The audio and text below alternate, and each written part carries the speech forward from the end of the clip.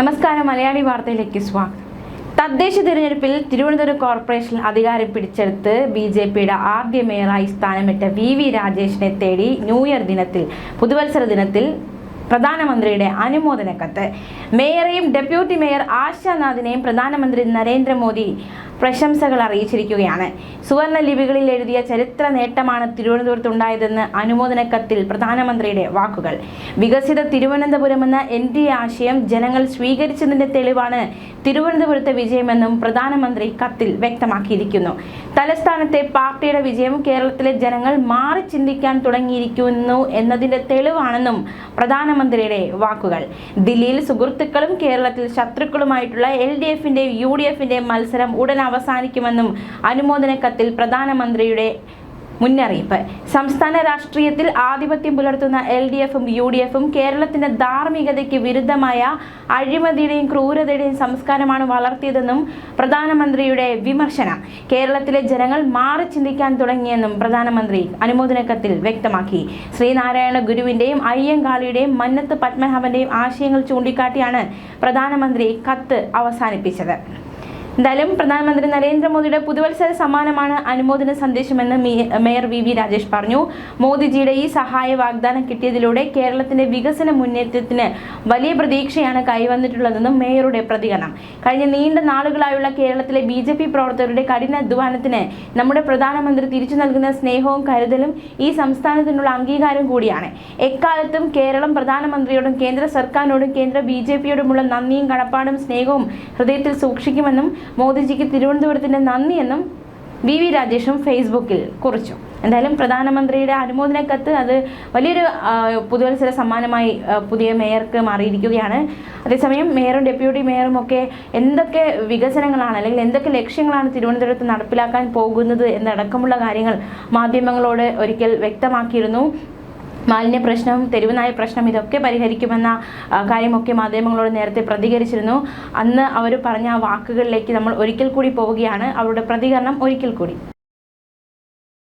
ഇപ്പൊ വയോമിത്രം പദ്ധതി ഇപ്പൊ നടപ്പിലായി വരുന്നുണ്ട്. ഇന്നലെ ആദ്യം ഒപ്പിട്ട ഫയല് നമ്മൾ 55 വാർഡുകളിൽ 65 വയസ്സ് കഴിഞ്ഞവരുടെ ചികിത്സയ്ക്ക് വേണ്ടി സാമ്പത്തിക സഹായം നൽകുന്ന ഒരു പദ്ധതി നടന്നു വരുന്നുണ്ട്. അതിൽ 50 ലക്ഷം രൂപ വയോജനങ്ങൾക്ക് വേണ്ടി അവരുടെ ആരോഗ്യ സംരക്ഷണത്തിന് അനുവദിച്ചുകൊണ്ടുള്ള ഫയലാണ് ഇന്നലെ ഞാൻ ആദ്യമായിട്ട് ഒപ്പിട്ടത്.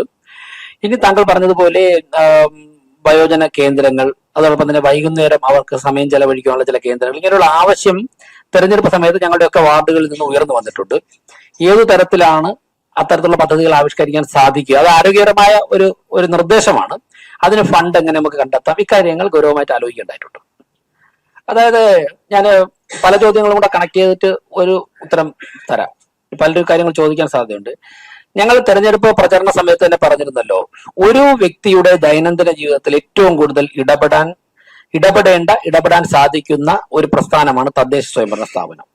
ഒരു വ്യക്തി ജനിച്ചാൽ ആദ്യം വാങ്ങുന്ന ജനന സർട്ടിഫിക്കറ്റ് മുതൽ മരണപ്പെട്ടാൽ വാങ്ങുന്ന മരണ സർട്ടിഫിക്കറ്റ് വരെ നമ്മൾ ഡിപ്പെൻഡ് ചെയ്യുന്നത് പഞ്ചായത്താണ്, മുനിസിപ്പാലിറ്റിയാണ്, കോർപ്പറേഷനാണ്.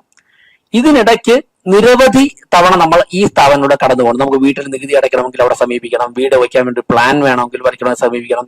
നമ്മുടെ വീട്ടിന് മുന്നിൽ മാലിന്യം കുന്നുകൂടി കിടന്നാൽ ആദ്യം വിളിക്കുന്ന പഞ്ചായത്ത് മെമ്പറെയാണ്. വെള്ളപ്പൊക്കം ഉണ്ടായാലും വിളിക്കും, കുടിവെള്ളം കിട്ടിയില്ലെങ്കിലും വിളിക്കും. അപ്പൊ ഇങ്ങനെയുള്ള ഓരോ കാര്യങ്ങളിലും നമ്മൾ ബന്ധപ്പെടുന്ന ഓരോ ദിവസവും നമുക്ക് ബന്ധപ്പെടേണ്ടി വരുന്ന തദ്ദേശ സ്വയംഭരണ സ്ഥാപനങ്ങളെയാണ്. അപ്പോൾ ദൈനംദിന ജീവിതത്തിൽ ഇടപെടേണ്ട ഒരു പ്രസ്ഥാനം എന്നുള്ളതിലേക്ക് നാടിന്റെ വികസന കാര്യത്തിൽ ആ പ്രസ്ഥാനത്തിന് അതിന്റെ റോള് നിർവഹിക്കുവാനുണ്ട്. അപ്പൊ അടിസ്ഥാന സൗകര്യങ്ങൾ മെച്ചപ്പെട്ട് കഴിഞ്ഞാൽ ബാക്കിയെല്ലാം സ്വാഭാവികമായിട്ട് മെച്ചപ്പെടും. ഞങ്ങളപ്പോൾ ഷോർട്ട് ടേം പദ്ധതികൾ എന്നുള്ള നിലയ്ക്ക് പറഞ്ഞ വേസ്റ്റ് മാനേജ്മെന്റ്, സ്ട്രേ ഡോഗ്സിന്റെ ഇഷ്യൂസ്, ഇങ്ങനെയുള്ള കാര്യങ്ങൾ ഇടപെടും. അതോടൊപ്പം തന്നെ ഇന്നലെ ഞാൻ മാധ്യമങ്ങളോട് പറഞ്ഞു, കോർപ്പറേഷന് കോടിക്കണക്കിന് രൂപ നികുതി പണം പിരിഞ്ഞു കിട്ടാറുണ്ട്. അപ്പൊ ആശാ ഡെപ്യൂട്ടി മേയറും ഞങ്ങളുമൊക്കെ നേതൃത്വം നൽകിയ സമരങ്ങളിൽ ഒരു 30 ദിവസം നീണ്ടുനിന്ന ഒരു സമരം നിങ്ങളൊക്കെ തന്നെ റിപ്പോർട്ട് ചെയ്തിട്ടുണ്ട്. വീട്ടുകാരൻ തട്ടിപ്പ് ചെയ്തൊരു സമരമായിരുന്നു. സാധാരണക്കാരായ ജനങ്ങൾ അടയ്ക്കുന്ന നികുതി പണം വ്യാജ റെസീറ്റ് പ്രിന്റ് ചെയ്ത് കൊടുത്തിട്ട് ഉദ്യോഗസ്ഥന്മാരും ഭരണകർത്താക്കളും കൂടി തട്ടിയെടുത്ത അതിനെതിരെ നടത്തിയ സമരമായിരുന്നു. അപ്പോൾ നമ്മൾ മനസ്സിലാക്കേണ്ടത്, കോർപ്പറേഷന് കിട്ടേണ്ട കോടിക്കണക്കിന് രൂപ ഇങ്ങനെ ചോരുന്നുണ്ട്. പലരും പണം നികുതി അടയ്ക്കാൻ കഴിവുണ്ടായിട്ടും വളഞ്ഞ വഴിയിലൂടെ കേസ് നടത്തി പണം അടയ്ക്കാതിരിക്കുന്നുണ്ട്. ഇതിനെക്കുറിച്ചൊക്കെ തന്നെ കൃത്യമായിട്ട് ഒരു വ്യക്തത ഞങ്ങൾക്ക് ഭരണസമിതിക്കുണ്ട്. അപ്പോൾ ആ പണം പിരിച്ചെടുക്കുക. അതോടൊപ്പം തന്നെ നമ്മുടെ നിരവധി വാഹനങ്ങൾ മിസ്യൂസ് ചെയ്യുന്നുണ്ട്. ഇപ്പോൾ വാഹനങ്ങൾ പലതും ഉപയോഗശൂന്യമായി കിടക്കുന്നുണ്ട്. അതെങ്ങനെ അവിടെ കിടന്നിട്ട് ദ്രവിച്ചു പോവുകയാണ്.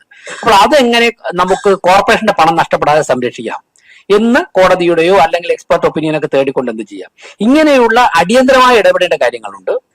എന്നാൽ ഇപ്പോൾ വിഴിഞ്ഞം തുറമുഖ വികസനം, IT സെക്ടറിന്റെ വികസനം, സ്പിരിച്വൽ ടൂറിസം, മെഡിക്കൽ ടൂറിസം, ഈ മേഖലകളിൽ സംസ്ഥാന കേന്ദ്ര സർക്കാരുകളുടെയും വിദഗ്ധന്മാരുടെ ഇടപെടലോടുകൂടി ദീർഘകാലാടിസ്ഥാനത്തിൽ ചില പദ്ധതികൾ ആവിഷ്കരിക്കേണ്ടതായിട്ടുണ്ട്. അപ്പോൾ അങ്ങനെ സൈമൾട്ടേനിയസ്ലി ഈ എല്ലാ പ്രോസസ്സും മുന്നോട്ട് പോയി കഴിഞ്ഞാൽ 5 വർഷം കൊണ്ട് ഞങ്ങൾ മുന്നോട്ട് വെച്ച കോൺസെപ്റ്റിലേക്ക്, അതായത് 2030 ആകുമ്പോഴേക്കും ഇന്ത്യയിലെ ഏറ്റവും വികസനം എത്തിയ 3 നഗരങ്ങളിലൊന്നായി തിരുവനന്തപുരത്തെ മാറ്റാൻ സാധിക്കും. ഒരു കാര്യം ഞാൻ തറപ്പിച്ച് പറയാം, അങ്ങനെ ഇപ്പൊ തന്നെ ഞങ്ങളുടെ ഞങ്ങളുടെ നിരീക്ഷണത്തിൽ അവിടെ ആവശ്യത്തിനൊക്കെ നിയമനമുണ്ട്. ഈ നിയമിക്കപ്പെട്ടവർ കൃത്യമായിട്ട് ജോലി ചെയ്താൽ മതി. അവിടെ ജോലി ചെയ്യാൻ ആളില്ലാത്തത് കൊണ്ടല്ല പല ജോലികളും തടസ്സപ്പെടുത്തുന്നതാണ് ഞങ്ങൾ പ്രതിപക്ഷത്ത് നിന്നുകൊണ്ട് ഞങ്ങൾ മനസ്സിലാക്കിയിട്ടുള്ളത്. ഇനി ഭരണപക്ഷത്തിൽ നിന്ന് ആ ലിസ്റ്റൊക്കെ എടുത്ത് ഓരോരുത്തരുടെയും ബാക്ക്ഗ്രൗണ്ട് ഒക്കെ എടുത്ത് എത്ര മണിക്ക് വരും, എത്ര മണിക്ക് പോകുന്നൊക്കെ അന്വേഷിച്ചിട്ട് ഞാൻ കുറച്ചുകൂടെ വ്യക്തമായിട്ട് പറയാം. എന്തായാലും ആദ്യം ഉള്ള സ്റ്റാഫ് ഞങ്ങൾ ഉൾപ്പെടെ, ഇപ്പോ ഡെപ്യൂട്ടി മേയറും മേയറും ഉൾപ്പെടുന്ന ഭരണപക്ഷത്തുള്ള 50 കൗൺസിലർമാരും ഒരു ദിവസം 15 മുതൽ 18 മണിക്കൂർ വരെയെങ്കിലും മിനിമം ജനങ്ങളുടെ ഇടയിലും കോർപ്പറേഷന്റെ പ്രവർത്തനവുമായിട്ട് ഉണ്ടായിരിക്കണമെന്നുള്ളതാണ് ഞങ്ങൾ വ്യക്തിപരമായിട്ടൊക്കെ തന്നെ ആലോചിച്ചിട്ടുള്ള കാര്യം. അപ്പോൾ അത്രയൊന്നും വേണ്ട. പക്ഷെ സർക്കാർ ഉദ്യോഗസ്ഥർ എത്ര സമയം പണിയെടുക്കണം, താൽക്കാലിക ജീവനക്കാർ എത്ര മണിക്കൂർ പണിയെടുക്കണമെന്ന് നിയമം പറയുന്നുണ്ട്. ആ സമയത്ത് ജോലി ചെയ്താൽ ഇപ്പോഴുള്ള സ്റ്റാഫിനെ കൊണ്ട് തന്നെ കൃത്യമായിട്ട് ഫംഗ്ഷൻ ചെയ്യിപ്പിക്കാൻ എന്നാണ് ഞങ്ങളുടെ കണക്കൂട്ടൽ. ഞങ്ങൾക്ക് ഇക്കാര്യത്തിലുള്ള കാഴ്ചപ്പാട് കേന്ദ്ര ഗവൺമെന്റും നരേന്ദ്രമോദിയും ഗുജറാത്ത് ഉൾപ്പെടെയുള്ള സ്ഥലങ്ങളിൽ ഇപ്പൊ രാജ്യത്ത് എമ്പാടും വരച്ചു കാട്ടിയ മാതൃകയാണ്. ചില സ്ഥലങ്ങളിൽ നമുക്ക് ചില പദ്ധതികൾ അതുപോലെ കോപ്പി ചെയ്യാൻ സാധിക്കും. ചില സ്ഥലങ്ങളിൽ അതിന് ചെറിയ വ്യത്യാസം വരുത്തേണ്ടി വരും. ഇപ്പൊ ഇവിടെ ഇരിക്കുന്ന ഒരു മാധ്യമ പ്രവർത്തകൻ കുറച്ചു നേരത്തെ എന്റെ ഒരു ഇന്റർവ്യൂ എടുക്കാൻ വന്നപ്പോഴാണ് ഇൻഡോർ മേയർ വിളിച്ചിരുന്നു. ഞങ്ങൾക്ക് അദ്ദേഹത്തിന്റെ സെക്രട്ടറിയാണ് വിളിച്ചപ്പോൾ ഞാൻ ഇന്റർവ്യൂ ആയതുകൊണ്ട് സംസാരിക്കാൻ പറ്റില്ല. ഞാൻ തിരിച്ചു വിളിച്ചപ്പോൾ അദ്ദേഹത്തെയും കിട്ടിയില്ല. ഇൻഡോർ മേയറുമായിട്ട് ഇന്ന് തന്നെ സംസാരിക്കുന്നുണ്ട്. കാരണം ഇന്ത്യയിലെ ഏറ്റവും ക്ലീനസ്റ്റ് സിറ്റി ഇൻഡോർ ആണ്. അപ്പൊ ഇൻഡോറിൽ നടപ്പിലാക്കിയ വേസ്റ്റ് മാനേജ്മെന്റ് മാതൃക നമുക്കതിന്റെ ചെറിയൊരു രൂപം തിരുവനന്തപുരത്ത് നടപ്പിലാക്കാൻ സാധിക്കും. അതായത് അത്രത്തോളം വേക്കന്റ് ലാൻഡ് നമുക്കില്ല. അപ്പൊ അതുപോലെ നടപ്പിലാക്കാൻ സാധിക്കില്ല. അപ്പൊ മേയറുമായിട്ട് സംസാരിക്കുന്നുണ്ട്. നോമിനേഷൻ കൊടുക്കുന്നതിന്റെ തലേ ദിവസം തന്നെ ജോർജ് കുര്യൻജിയുമായിട്ട്, അതായത് തെരുവ് നായ്ക്കളെ സംരക്ഷിക്കുവാൻ വേണ്ടി ഷെൽട്ടർ നിർമ്മാണത്തിന് ഏതെങ്കിലും തരത്തിൽ കേന്ദ്ര സർക്കാരിന് ധനസഹായം നൽകാൻ പറ്റുമോ എന്ന് ജോർജ് കുര്യൻജി കോട്ടയത്തുണ്ടായിരുന്നു. ഞങ്ങൾ ഫോണിൽ സംസാരിച്ചിട്ടുണ്ട്. അടുത്ത ദിവസം ഞാൻ ഡൽഹിക്ക് പോകുന്നുണ്ട്, കുര്യൻജിയെ കാണുന്നുണ്ട്. അപ്പോൾ അങ്ങനെ ഓരോന്നിനും വിജയിച്ച മാതൃകകൾ രാജ്യത്ത് എവിടെയുണ്ടോ അത് സ്വീകരിക്കാൻ വേണ്ടിയിട്ടുള്ള ആലോചന ഞങ്ങൾക്കുണ്ട്. അതായത് 2 വർഷമുണ്ട് ബാലകൃഷ്ണൻജി. അതായത് കേന്ദ്ര സർക്കാരിന്റെ പണം, പദ്ധതികൾ മാത്രം ഇവിടെ കൊണ്ടുപോയിട്ട് ഒരു കോർപ്പറേഷൻ മുമ്പോട്ടാൻ സാധിക്കില്ല. ആദ്യം അത് സംസാരിക്കുന്ന സമയത്ത് പ്രസംഗത്തിലൊക്കെ പറയുമെങ്കിലും, കേന്ദ്ര BJP ഭരിക്കുന്നതുകൊണ്ട് പറയുമെങ്കിലും, പ്രഥമ പരിഗണന നമുക്കിവിടെ എങ്ങനെ പണം സംരക്ഷിക്കാം, പണം ഉണ്ടാക്കാം. കോർപ്പറേഷന് തന്നെ പണം ഉണ്ടാക്കാനുള്ള ഒരുപാട് മാർഗമുണ്ട്. ഞാൻ ചോദിച്ചോട്ടെ, നിങ്ങൾക്കൊക്കെ എന്നെക്കാളും അറിയാമല്ലോ, തിരുവനന്തപുരം കോർപ്പറേഷൻ എത്ര കെട്ടിടങ്ങളുണ്ട്? 100 കണക്കിന് കെട്ടിടങ്ങളുണ്ട്. ഈ കെട്ടിടങ്ങളൊക്കെ തന്നെ എത്ര രൂപ മാസ വാടകയ്ക്കാണ് കൊടുത്തിരിക്കുന്നത്? ചില കെട്ടിടങ്ങൾ കൊടുത്തിരുന്നത് 250 രൂപയാണ് ഒരു മാസ വാടക. 40-45 വർഷം ഞങ്ങൾ ഫിനാൻസ് കമ്മിറ്റിയിൽ ഞങ്ങളുടെ ഗിരികുമാർ ഉൾപ്പെടെ ഉണ്ടായിരുന്നല്ലോ, സ്റ്റാൻഡിംഗ് കമ്മിറ്റിയിൽ. ഞങ്ങൾക്കറിയാം എന്റെ കണക്ക്. 40-45 വർഷം മുമ്പ് ലേലം ചെയ്ത് കൊടുത്ത എമൗണ്ട് ഇപ്പോഴും മാറ്റിയിട്ടില്ല. എന്നാൽ അതേ വലിപ്പമുള്ള തൊട്ടടുത്തുള്ള കെട്ടിടത്തിന് 3000 രൂപയുണ്ട് പെർ ഡേ. ഇവിടെ കിട്ടുന്നത് 250-500 രൂപയാണ്. 45 വർഷം മുമ്പ് ആർക്കോ കൊടുത്തതാണ്. അവരുടെ തലമുറ കൈമാറിയാണ് വരുന്നത്. അപ്പോൾ ഇങ്ങനെയുള്ള കാര്യങ്ങളിൽ ഒരു ക്ലാരിറ്റി വരുത്തിയാൽ തന്നെ നമുക്ക് നല്ല വരുമാനം സംഘടിപ്പിക്കാൻ സാധിക്കും. നമ്മുടെ ഹൈക്കോടതിയിലും കീഴ്ക്കോടതികളിലും കെട്ടിക്കിടക്കുന്ന കേസുകൾ സ്റ്റാൻഡിംഗ് കൗൺസിലുകൾ കൃത്യമായി ഹാജരായിക്കൊണ്ട് കൃത്യമായിട്ട് കേസുകൾ നടത്തി കഴിഞ്ഞാൽ ആ കേസുകളുടെ വിധി വന്നു കഴിഞ്ഞാൽ കോടിക്കണക്കിന് രൂപ കോർപ്പറേഷന് കിട്ടും. അങ്ങനെ പിന്നെ നമ്മുടെ വരുമാന ചോർച്ച, നമ്മുടെ നികുതി ചോർച്ച, ഇത് തടഞ്ഞാൽ തന്നെ നമ്മുടെ ഇൻകം മെച്ചപ്പെടും. അതിലൂടെ നമുക്കൊരു പരിധിവരെ മുന്നോട്ട് പോകാൻ സാധിക്കും. അതോടൊപ്പം തന്നെ കേന്ദ്ര സർക്കാരിന്റെ പ്രോജക്റ്റുകൾ ഞങ്ങൾ ആവശ്യപ്പെടും. അവിടെയാണ് താങ്കൾ ചോദിച്ചതിന്റെ ഇതിന് സ്വാഭാവികം നമുക്കറിയാം, ഒരു തദ്ദേശ സ്വയംഭരണ സ്ഥാപനം സംസ്ഥാന സർക്കാരിന്റെ ഖജനാവ്, സംസ്ഥാന സർക്കാരിന്റെ പെർമിഷനോട് കൂടി മാത്രമേ കേന്ദ്ര ഗവൺമെന്റ് പണം തരാൻ സാധിക്കുള്ളൂ. അങ്ങനെ വരുമ്പോൾ എന്തിനാ സംസ്ഥാന സർക്കാർ അതൊക്കെ തടയും എന്നുള്ള ആശങ്ക? ഞങ്ങൾക്ക് ആശങ്കയില്ലല്ലോ. സംസ്ഥാന സർക്കാർ അതിനൊരു സംസ്ഥാന സർക്കാർ തെരഞ്ഞെടുക്കപ്പെട്ട സർക്കാരല്ലേ. സംസ്ഥാന സർക്കാർ അത് ഒരു തടസ്സവും ഉണ്ടാക്കുമെന്നുള്ള യാതൊരു ആശങ്കയും ഞങ്ങൾക്കില്ല. ഞങ്ങൾ അതിന്റെ അധികാരികളുമായിട്ട് സംസാരിക്കും. ഞങ്ങളുടെ കോർപ്പറേഷന്റെ നിലപാട് ബോധ്യപ്പെടുത്തും, കോർപ്പറേഷന്റെ ട്രൂ സ്പിരിറ്റ് ബോധ്യപ്പെടുത്തും. സ്വാഭാവിക സംസ്ഥാന സർക്കാർ ഞങ്ങൾക്ക് തന്നല്ലേ പറ്റുള്ളൂ. ഇനി തന്നില്ലെന്നിരിക്കട്ടെ, അങ്ങനെ വരുന്ന ഘട്ടത്തിൽ നമുക്ക് ആലോചിക്കാം. നിയമമുണ്ട്, രാഷ്ട്രീയ പോരാട്ടമുണ്ട്, ഇതൊക്കെ ആവശ്യമാണ് നമ്മൾ സ്വീകരിക്കും. അല്ല, തെരുവ് കച്ചവടക്കാർക്ക് വേണ്ടി ദേശീയ തലത്തിലുള്ള നിലവിലുള്ള നിയമപ്രകാരം കേന്ദ്ര ഗവൺമെന്റ് അവർക്ക് 10,000 രൂപ 50,000 രൂപ ഇങ്ങനെയൊക്കെയുള്ള തന്നെ ധനസഹായം നൽകുന്ന പദ്ധതിയുണ്ട്. ആ പദ്ധതി കഴിഞ്ഞ പല സാഹചര്യങ്ങൾ കൊണ്ടും രാഷ്ട്രീയ കാരണങ്ങൾ കൊണ്ട് തിരുവനന്തപുരം കോർപ്പറേഷൻ ഇഫക്റ്റീവായിട്ട് നടപ്പിലാക്കിയിട്ടില്ല. അതിന് വേണ്ടി പ്രത്യേകിച്ച് തന്നെ ഒരു സെക്ഷൻ അല്ലെങ്കിൽ ചില ഉദ്യോഗസ്ഥരെ ചുമതലപ്പെടുത്തിക്കൊണ്ട് പരമാവധി ആൾക്കാർക്ക് അത് വാങ്ങിക്കൊടുക്കണമെന്നുള്ള ഒരു ആലോചനയുണ്ട്. അത് ഞങ്ങളുടെ അനൗപചാരിക ചർച്ചകളിൽ വന്നിട്ടുണ്ട്. അതിലപ്പുറം മറ്റൊരു കാര്യം ഇപ്പോൾ ആലോചിച്ചിട്ടില്ല, വേണ്ട ഘട്ടങ്ങളിൽ അത് ആലോചിക്കും. ആലോചിച്ചിട്ട് പറയാം. അങ്ങനെയുള്ള കാര്യങ്ങളൊന്നും പാടില്ല എന്നുള്ള അഭിപ്രായമൊന്നും വ്യക്തിപരമായിട്ട് എനിക്കില്ല. നമുക്ക് ലോകത്ത് സാധ്യമായിട്ടുള്ള എല്ലാ സാഹചര്യങ്ങളും മനുഷ്യന് ജീവിതം എൻജോയ് ചെയ്ത് മുന്നോട്ട് പോകാനുള്ള സാഹചര്യം ഉണ്ടാകണം. ആവശ്യമായ സ്ഥലങ്ങളിൽ പരിധികൾ വേണം, പരിമിതികൾ ഉണ്ടാകണം എന്നുള്ള അഭിപ്രായമുണ്ട്. മറ്റുള്ള കാര്യങ്ങൾ വരുന്ന മുറയ്ക്ക് നമുക്ക് ആലോചിക്കാം. അതിനൊന്നും എതിരല്ല. അത് എല്ലാവർക്കും ഓർമ്മ ഉണ്ടാവുന്നുള്ളത് കൊണ്ട് ഞാനത് ആവർത്തിക്കുന്നില്ല. അത് തന്നെയാണ് അതിന് ഇപ്പോൾ നിലവിലുള്ള നിയമങ്ങൾക്കകത്തുനിന്നുകൊണ്ട് ഏറ്റവും നല്ല മാർഗം സുപ്രീം കോടതിയുടെ കൂടെ വെർഡിക്റ്റ് വന്നതുകൊണ്ട് ഷെൽട്ടറിൽ പാർപ്പിക്കുക എന്നുള്ളത് തന്നെയാണ്. അപ്പൊ അതിന് നമ്മുടെ ഒരു പ്രശ്നം വരുന്നത്, നമുക്ക് ഇപ്പൊ ഞങ്ങൾ രാഷ്ട്രീയക്കാരാണ്, സ്വാഭാവികമായിട്ട് വെറ്റിനറി ഡോക്ടർമാരുമായിട്ട് സംസാരിക്കേണ്ടതായിട്ടുണ്ട്, മറ്റുള്ള എക്സ്പെർട്ടുകളുമായിട്ട് സംസാരിക്കേണ്ടതായിട്ടുണ്ട്. എവിടെയാണ് നമുക്ക് ഇതിലിപ്പോ ഒരു തെരുവുനായ ഷെൽട്ടർ നമുക്ക് ഒരു ദിവസം കൊണ്ട് ഒറ്റ ദിവസം കൊണ്ട് ഓടിച്ചു ചെയ്യാൻ പറ്റില്ലല്ലോ. ആ പ്രദേശത്തെ സ്ഥലം കണ്ടെത്തണം. അങ്ങനെയുള്ള കാര്യങ്ങൾ പരിഹരിക്കുന്നതോടുകൂടി ഇതൊരു സൊല്യൂഷനിലേക്ക് എത്തും.